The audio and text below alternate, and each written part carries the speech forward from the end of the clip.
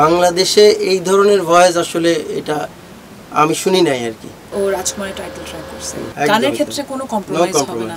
যদি আমার গলা না যেত দাদা আমার গলা ফেলে দিত। ও অনেক বান্দর টাইপের, আমিও কিছুটা এরকমই। যা ছবি আছে ওগুলো দিলে আর মান সম্মান থাকবে না।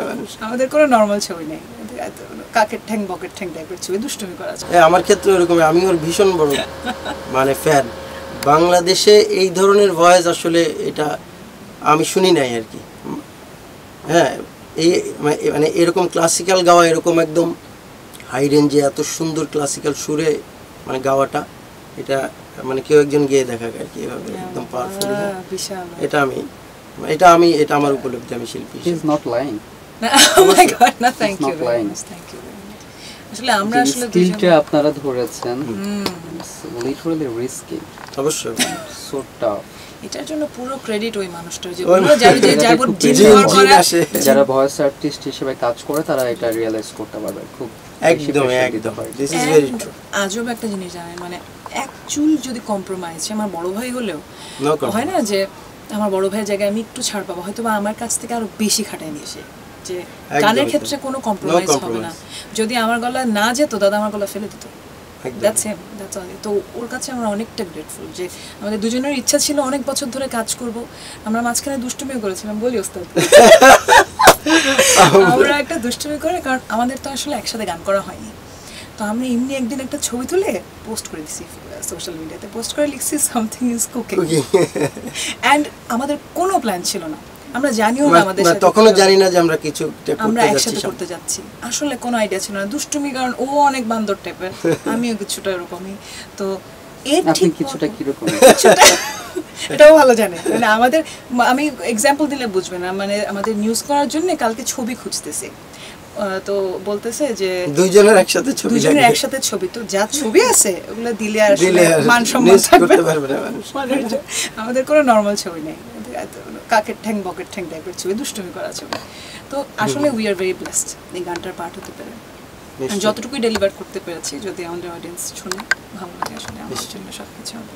এবং আমরা মনে হয় একটু গ্রেটফুল থাকা উচিত যে যারা মানে উইলিংলি আমাদের খুবই কাছের মানুষজন, সব বাংলাদেশের মানে মিউজিক ইন্ডাস্ট্রির সব বড় বড় মানুষজন আমাদের গান অ্যাপ্রিশিয়েট করছে, শেয়ার করছে। এই একটা শেয়ার মানে একটা ভালোবাসা প্রকাশ। একদম একদম, আমাদের পুরো ইন্ডাস্ট্রি যখন ইউনাইটেড হয়ে যায়, এটা কিন্তু খুব শান্তির ব্যাপার যে আমাদের ইন্ডাস্ট্রি আমাদের গানটাকে অ্যাপ্রিশিয়েট করছে। এমনিও সেমি ক্লাসিক্যাল, মানে এটা তো কোনো কমার্শিয়াল নাম্বার না যে আপনি দিবেন অডিয়েন্স, রাইট, একদম মানে ধূপ করে লুফে নেবে ওই জিনিসটা তো না। এটা তো আসলে আমাদের ভালোবাসার জায়গা থেকে আমরা চাই এই জনরার মানুষ, মানে মানুষ শুনুক এই জনরাটা আরো। তো এই জন্য সবার আগে যে ইন্ডাস্ট্রিতে ঝাঁপায় পড়ার কথা, মিউজিক ইন্ডাস্ট্রি, তারা আমাদের সাথে, তারা একদম সাথে ছিল। এবং মানে উইলিংলি আমাদের বাংলাদেশের যে সমস্ত নামকরা পত্রিকাগুলো নিউজ করছে, এটা একটা বিশাল, এটা আমরা আসলে সৌভাগ্যবান। এই যে আমরা একদিনের মধ্যে আমাদের সামনে দেশ টিভি চলে এসেছে, হ্যাঁ, একদিনের মধ্যে আমাদের মানে কি ভাই ব্রাদারকে একটু তারা জানার সাথে সাথে তারা এতটা অ্যাপ্রিশিয়েট করছে। আরে বলো কোথায় আসতে হবে, কেমন কি, থ্যাংক ইউ। এই যে ব্যাপারগুলো, এটা আসলে ভেরি গ্রেটফুল। আমাদের একটা শ্রোতা থাকে, মানে সব মানুষ ভাবে কি যে না, মানুষ শুধু ওই যে ধুমধাড়াক্কা শুনবে, আমরাও করি, আমরাও এমন না করি না।